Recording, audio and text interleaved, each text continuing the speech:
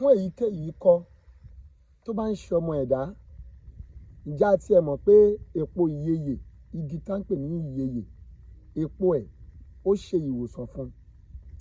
Ẹ bá mi share fídíò yìí kẹ́ ẹ jèrè. Ẹ tẹ love and like kẹ́ ẹ ṣoríire. Kẹ́ ẹ bá wa táìpù àmì àìsàn ò ní gbé mi àti ẹ̀dì tọmọtọmọ. Bí mo ṣe máa ń sọ gbogbo ìgbà, àìsàn ó kéré ó tóbi, Ọlọ́run yóò kàn wá o. Wọ́n ní kí ló burú tó lágbára tó le tó ju ikú lọ. Wọ́n ní kí nìkan náà, ìnira ni o. Ìnira burú ó ju ikú lọ. Ìnira ò ní kèmí àti ẹ̀, bá mi ṣàmì ẹ̀.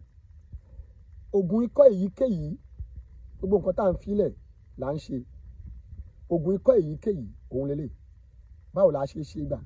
Òun náà ni epo ìyeyè àti ewé ìyeyè àti àìdántọ̀rọ̀ pẹ̀lú egbò ìpẹ̀ta mẹ́rin yẹn náà péré ni. Ẹ gbìyànjú ẹ lọ gun papọ̀. Ẹ gun àwa kúnná àdì powder.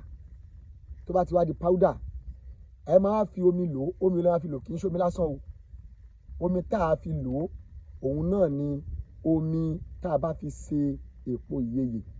A máa lọ wá èpo míì, ó lè jẹ́ igi kankan náà kẹ́ ẹ ti gé èpo ẹ máa fi ṣe. Ó sì lè jẹ́ èpo igi míì tó jẹ́, ó lè jẹ́ èpo igi ìyeyè míì tẹ́ ẹ jáwé orí ẹ̀. Ṣùgbọ́n tẹ́ ẹ bá kẹ́sà ti rí èpo igi ìyeyè míì, kẹ́ ẹ tún wá sè é. Omi àgbo yẹn lẹ́ẹ̀ máa fi lo ẹbu, which is powder tẹ́ ẹ ti gún yẹn. Téèyàn òǹtọ̀hún bá lò ó kéré jù kó lò ó fún ọjọ́ 7. Láti ẹ̀yìn ọjọ́ 7 yẹn á ti bẹ̀rẹ̀ sí ní rí iṣẹ́ ní ara ẹ̀.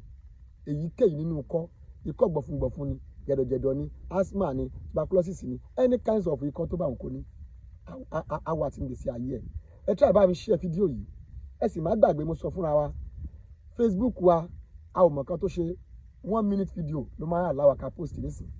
Tá bá tí wá post fídíò, ẹ jọ̀ọ́ ẹ lọ sórí YouTube kẹ́ lọ bá wo full ẹ̀ ń bẹ̀. Ẹ má bínú ẹ̀yin fans mi, kì í ṣe ẹjọ́ mi o. Gbogbo fídíò wa ó máa gé sí 1 minute video. Tí ó bá ti play pé ẹ lọ wò lórí YouTube. Ẹ ṣeun, ẹ share kẹ́sì like ẹ̀. For more explanation or question, ẹ pè nọ́mbà yìí 081 28 20 1556. Iṣẹ́ ikọ́ tó confirm la tún mú wá. Ẹ try kẹ́ lò.